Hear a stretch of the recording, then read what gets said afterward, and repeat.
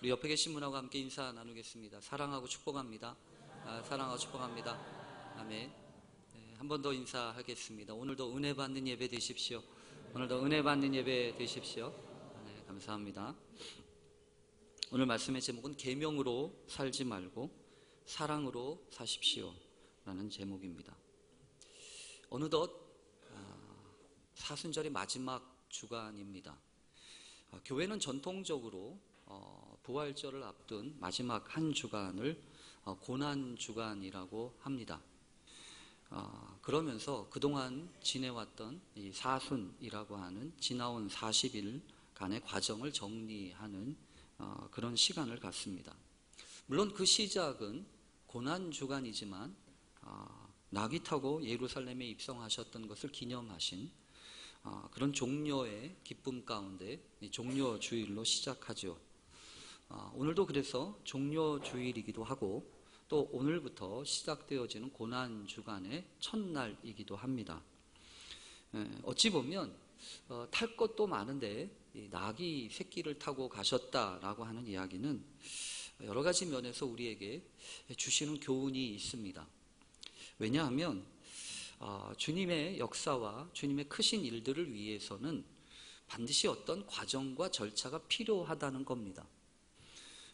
그런데 그 과정과 절차 가운데에서 우리가 생각하는 것처럼 뽀대나고 폼나는 것이 아닐 수도 있다고 하는 거죠. 사실 예수님이 타고 가실 게 왜 그거 하나뿐이겠습니까? 그리고 무슨 장난하는 것도 아니고 나귀 새끼를 타고 가시는 것이 영 시덥지 않고 마땅치 않아 보이는 게 분명합니다. 왜냐하면 나귀 새끼는 크지도 않고 그곳에 짐이나 싣고 다니는 그런 짐승이었기 때문이죠. 타면 군마같이 우렁찬 그리고 커다란 말을 타야 맞는 건데 주님은 굳이 나귀 새끼를 타고 가셨습니다. 왜 그러셨냐 하면 크게 두 가지 이유가 있었죠. 하나는 뭐냐 하면 자신에게 향한 또 메시아와 관련된 예언의 말씀을 이루시려고 하는 것이었습니다. 그래서 스가랴 9장 9절에 보면 보라 내 왕이 내게 임하시나니 그는 공의로우시며 구원을 베푸시며 겸손하여서 나귀를 타시니 나귀의 작은 것 곧 나귀 새끼니라 이렇게 말씀했기 때문입니다. 그러니까 말씀을 이루기 위하여 주님은 일부러 그 나귀 새끼를 준비하시고 타셨다고 하는 말씀이 됩니다. 그리고 또 하나의 이유는 그 나귀 새끼가 상징하는 것과 같이 어떤 권력과 권위를 가지고 있는 파워, 그거의 주권자로서 입성하는 것이 아니라 평화와 겸손한 상징이라고 할 수 있는 나귀 새끼를 타심으로 주님이 이 땅에 평화와 섬김의 그 주님으로 오셨다라고 하는 것을 이렇게 보여주시는 것이죠. 그러니까 여러분 우리가 이 고난주간 종료주의를 시작하면서 몇 가지 정리해야 될 부분들이 있습니다. 뭐냐 하면 오늘 오후의 말씀의 제목처럼 어떤 메시아를 우리가 기다리고 있는가라고 하는 것과 함께 아울러 우리가 기다리는 메시아, 우리에게 찾아오시는 그 주님이 오셨던 것처럼 주님의 역사를 위하여 우리에게 필요로 되어지는 것들에 있어서는 가리지 말아야 된다. 특별히 오늘 말씀처럼 겸손하고 또 이렇게 대단하지 않아도 되는 것들 속에 얼마나 관심을 가져야 되는지를 다시 한번 생각해 볼 수 있어야 합니다. 특히 고난주간이라고 하는 이 기간 동안에는 전통적으로 교회 또 역사 속에서 보면 우리의 죄를 대속하시기 위해서 십자가를 지셨던 주님의 고난을 기억하고 그 고난 속에 담겨있는 하나님의 뜻과 섭리를 묵상하고 기도하고 또 붙잡는 기간 아니겠습니까? 사실 세상에 어디 그 고난을 좋아할 사람이 어디 있겠습니까? 아픔과 고통이라고 하면 진절머리가 나서 다시는 아프고 싶지 않다고 하는 것이 우리의 일반적인 정서일 텐데 성경은 놀랍게도 그 고난과 고통 속에도 하나님의 뜻이 있을 수 있다고 하는 이야기를 우리에게 주고 있습니다. 그래서 여러분 아시지요? 제가 고통이라고 하는 단어가 제일 먼저 나오는 단어가 성경에 어디 있는지 찾아보고서 깜짝 놀랐다고. 여러분, 고통과 고난이라고 하는 그 의미가 담겨 있는 그 고통이라고 하는 단어가 성경에 제일 먼저 나오는데 그게 어디냐면 창세기 3장 16절입니다. 하와가, 아담이 하나님 앞에 범죄하고 그 범죄의 대가로 이 벌을 받아야 되는, 그 심판을 받아야 되는, 정죄를 받아야 되는 그 상황 가운데서 주님이 그 벌로서 이 고통을 주셔야 되는데 그 고통조차 주님은 아무 의미 없이 주신 것이 아니라 내가 내게 임신하는 고통을 더하리니 라고 말씀하시면서 그 고통에 임신하는 고통이라고 하는 표현을 쓰셨다고요. 임신하는 고통이라고 하는 것은 여러분 분명합니다. 그냥 아프지 않는다는 거예요. 그냥 구역질 나는 게 아니라는 거예요. 내가 지금 아파하고 내가 지금 토하고 내가 먹지 못해서 온통 세상이 바뀌는 것처럼 아파도 여러분 내 안에서 뭐가 자라고 있다는 겁니까? 새 생명이 자라고 있다는 겁니다. 새로운 생명이 이 고난이라고 하는 통로를 통해서 우리에게 올 수 있다고 하는 거예요. 그래서 여러분, 믿음으로 사는 사람은 고난을 두려워하지 않습니다. 어떤 고난이든지 그 고난 속에 담겨 있는 것이 무엇인지를 기억하고 그 고난을 통하여 이루실 하나님의 섭리와 뜻을 기대하고 또 그것을 즐거워하면서 살아가게 돼 있는 것이 그리스도인의 삶이라고 하는 얘기죠. 여러분, 그래서 이 고난 주간은 그런 것들이 우리에게 개발되어지는 중요한 시간입니다. 그래서 어떤 분들은 자신이 즐거워하고 또 좋아하는 것을 일부러 끊기도 합니다. 내가 좋아하던 거, 그거 없으면 안 될 것 같은 거, 그거 일부러 먹지 않습니다. 내가 그거에 의지하고 살아갔던 거, 그거 이번 주 한 주간 내가 한번 그거 없이 살아보겠다. 그래서 청년부에서는 험업살이라고 하잖아요. 험담 없이 살아보기 하는 그 일을 한다면서요. 여러분, 또 반면에는 그럴 수도 있어요. 그렇게 인위적이고 형식적으로 그렇게 훈련해봐야 무슨 소용이 있냐, 이렇게 이야기하시는 분들도 있고 또 그분의 말씀들이 타당할 수도 있습니다. 모든 일이 그렇겠지만 더욱 신앙적인 부분에 있어서는 어떤 행위 자체도 중요하지만 그런 행위를 하고 있는 그 당사자의 마음과 태도가 훨씬 중요하죠. 그래서 이 한 주간 여러분 어떤 태도와 어떤 마음을 가지고 이 한 주간을 보낼 것인가 라고 하는 것은 상당히 중요한 일입니다. 바라기는 여러분, 우리가 믿는 하나님은 어떤 분이십니까? 우리가 믿는 하나님은 오늘도 살아서 역사하시는 분이시지 않습니까? 죽으신 분이 아니고 산자의 하나님이시지 않습니까? 그렇다고 한다면 그분은 우리의 고민과 우리의 안타까움을 들으실 거예요. 아실 거예요. 그리고 그 고난을 통해서도 하나님의 뜻을 이루시고자 우리에게 다가오시고 말씀해 주실 거라고 저는 믿습니다. 그래서 이 한 주간 주님의 음성에 귀 기울이는 그런 한 주간 되시기를 간절히 바랍니다. 오늘 본문은 지난 시간에 살펴본 것처럼 사두개인들이 제기했던 그 부활에 관한 난처한 질문에 대해서 탁월한 방법으로 해결하신 그 주님의 이야기가 전파되어지면서 바리새파, 이번에는 바리새파 사람들 가운데 한 사람이었던 율법사가 다시 또 예수님께 와서 예수님을 시험하여 했던 질문으로부터 시작됩니다. 율법사라고 얘기하니까 이 율법사라고 하는 건 율법 전문가입니다. 그래서 이들은 율법을 연구하고 또 율법 가운데 어떤 것이, 이 율법 가운데 어떤 것을 중요하게 여겨야 되는지를 자꾸만 생각하고 연구하던 그런 사람들이었습니다. 근데 이 사람이 오늘 본문에 와서 간단한 질문 하나를 합니다. 그 간단한 질문은 다른 게 아니었습니다. 선생님, 율법 중에서 어느 계명이 큽니까? 라고 하는 질문이었습니다. 질문은 간단하지만 오늘 말씀, 오늘 성경을 묵상하면서 이거는 간단하지만 그 배경에는 상당히 큰 전제가 있다라고 하는 생각을 하게 됐습니다. 뭐냐 하면 여러분 그런 거라는 거죠. 이 율법이라고 하는 갖가지 가장 많은 이 율법의 말씀들이 있는데 그 율법들이 다 똑같지 않다는 얘기 아니에요.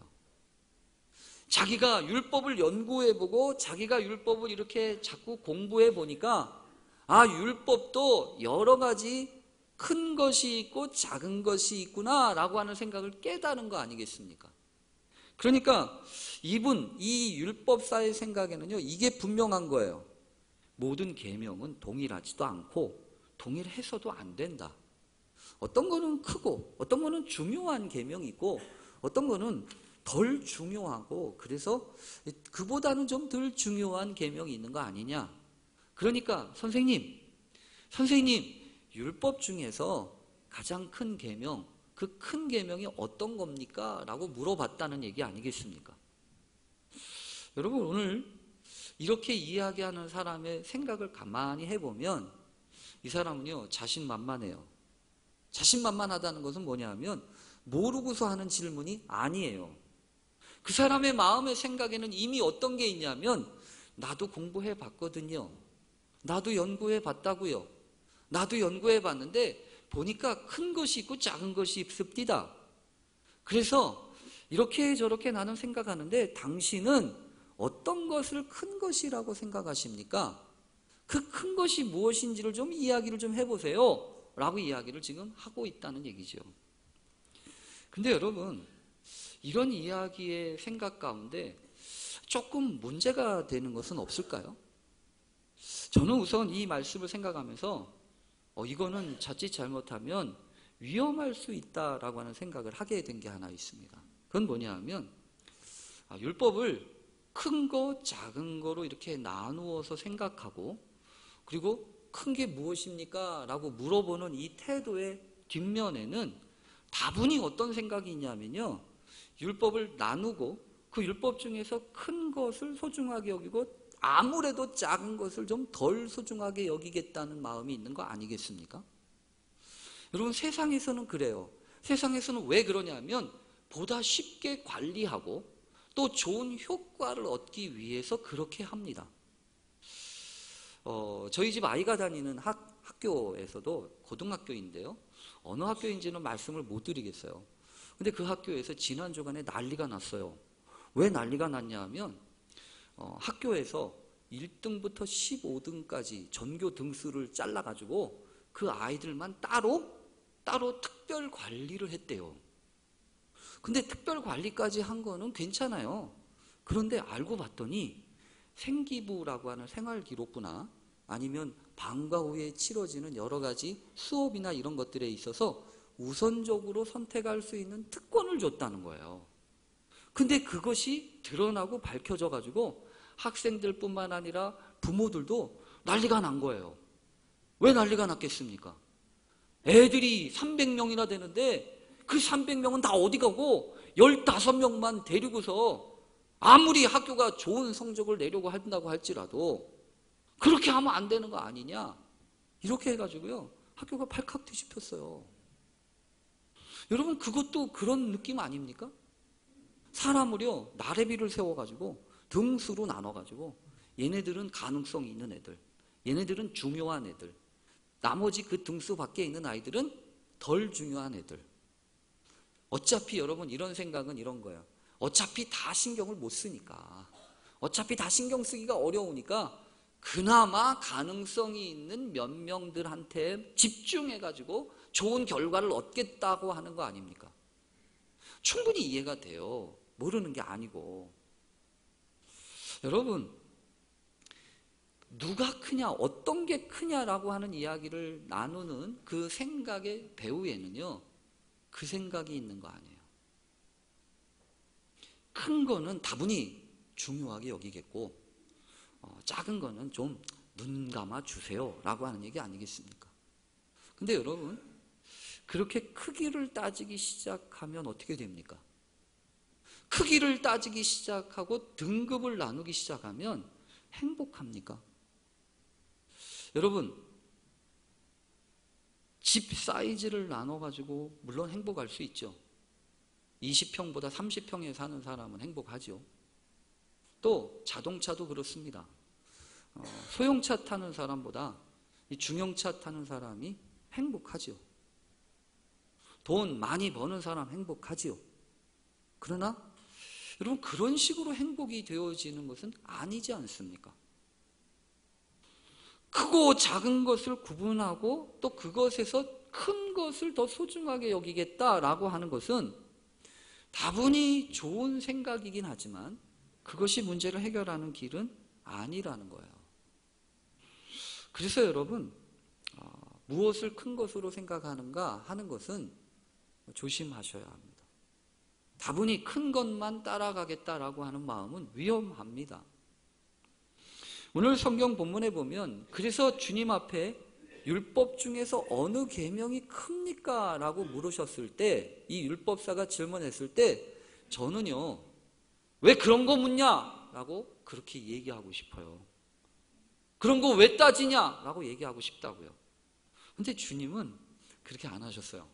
주님 어떻게 하셨냐면, 그래, 이렇게 이야기하시면서 내 마음을 다하고 목숨을 다하고 뜻을 다하여 주 너희 하나님을 사랑하라 하셨으니 이것이 크고 첫째 되는 계명이요.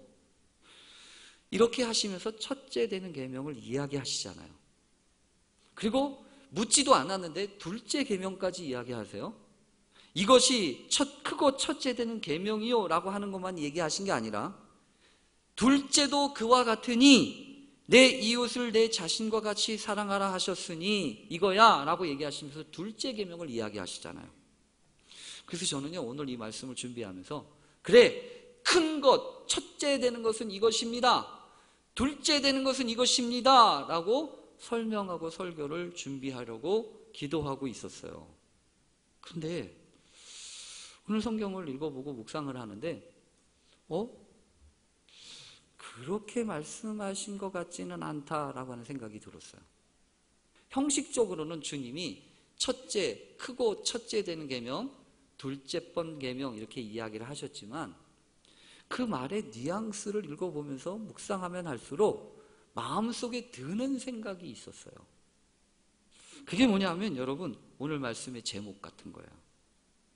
계명으로 살지 말고 사랑으로 살아야 한다라는 말이에요. 왜냐하면 첫째도 사랑이고 둘째도 사랑이라고 얘기하고 계시잖아요.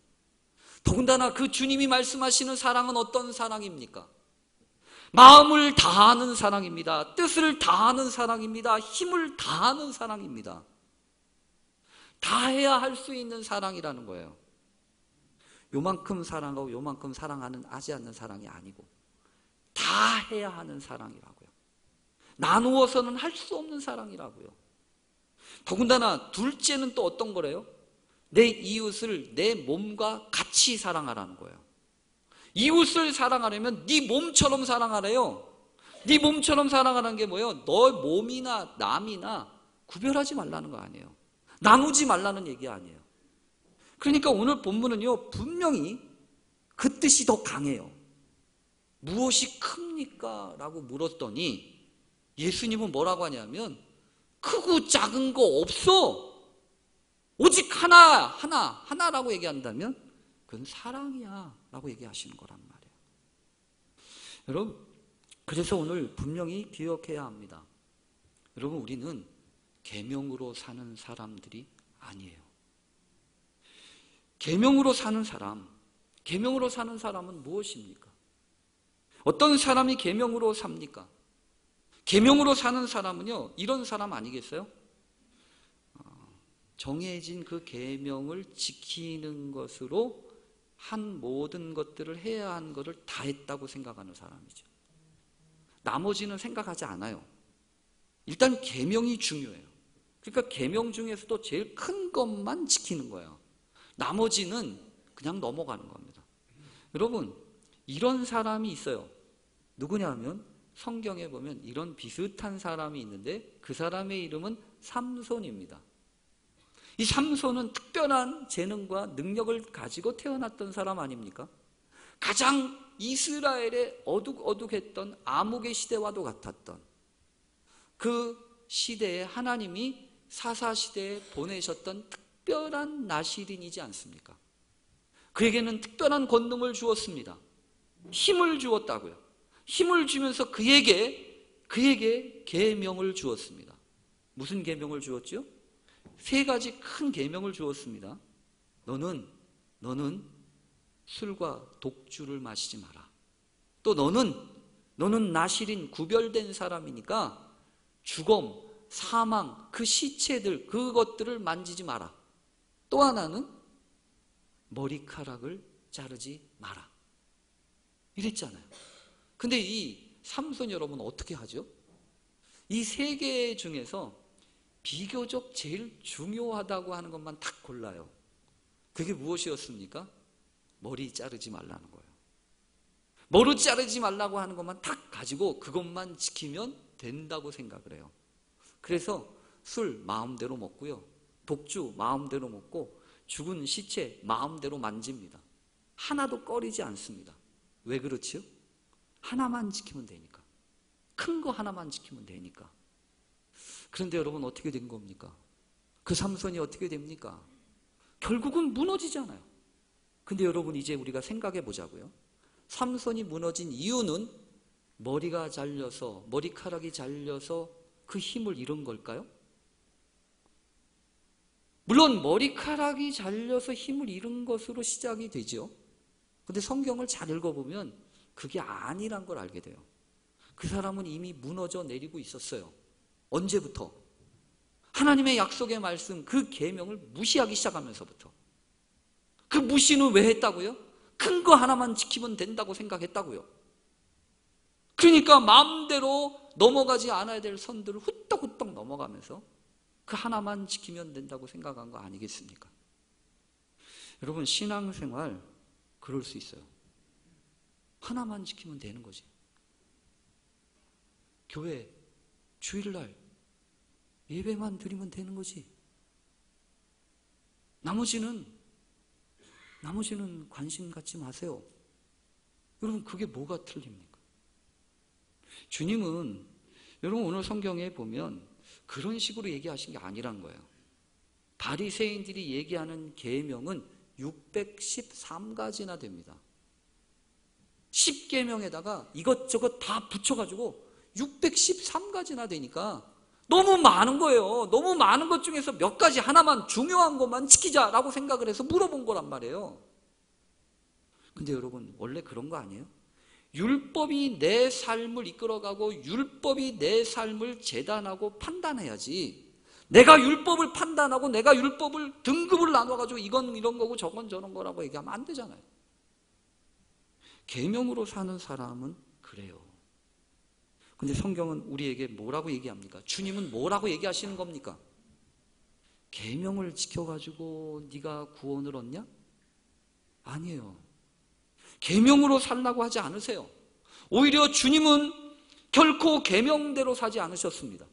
오히려 바리새인들로부터 왜 당신은 그렇게 계명대로 살지 않냐고 하는 말을 들어야만 했습니다. 왜 주님은 안식일에 병자를 고치신 겁니까?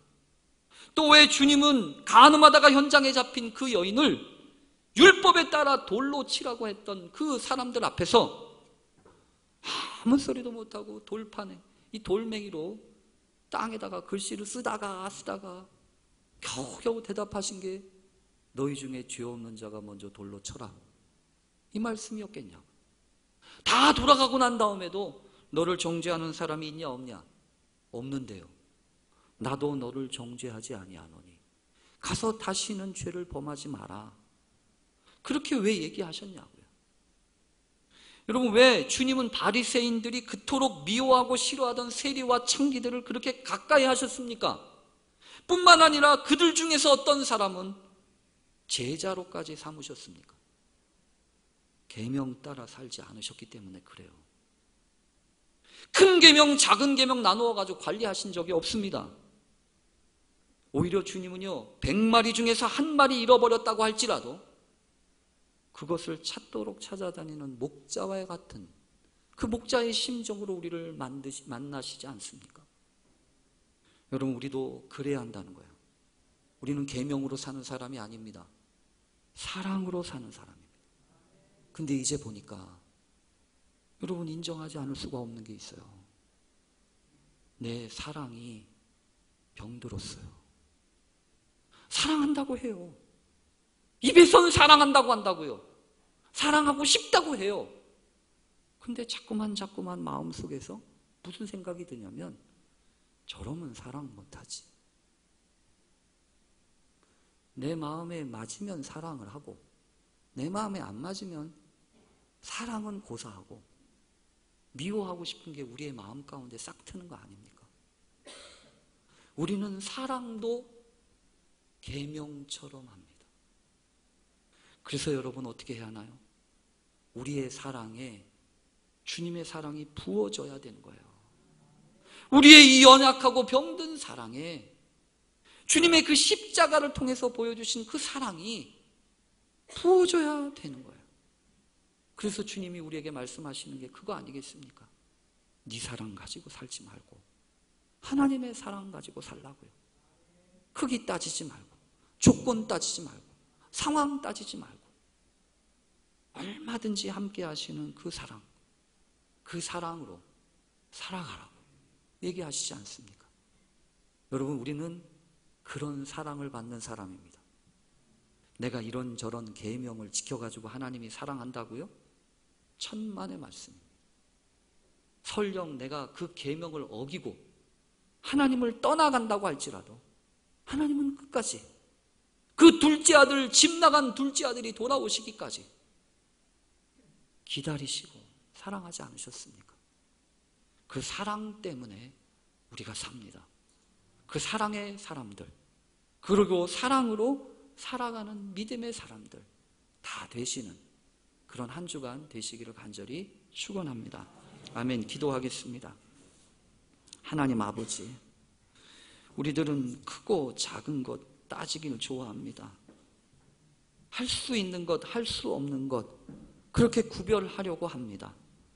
그러나 주님은 우리에게 그런 것 따지지 말고 믿음으로, 은혜로 그 하나님이 허락하신 그 풍성한 세계로 나아오라고 우리를 초청하시는 줄로 믿습니다. 고난 속에서도 하나님의 뜻이 담겨 있는 것처럼 지긋지긋한 이 사랑의 굴레 속에서도 하나님의 사랑으로 구원해 주시고 온전케 하시는 역사가 있게 해 주옵소서. 계명이 아니라 사랑으로 살아가는 신앙 되게 해 주옵소서. 예수님의 이름으로 기도합니다. 아멘.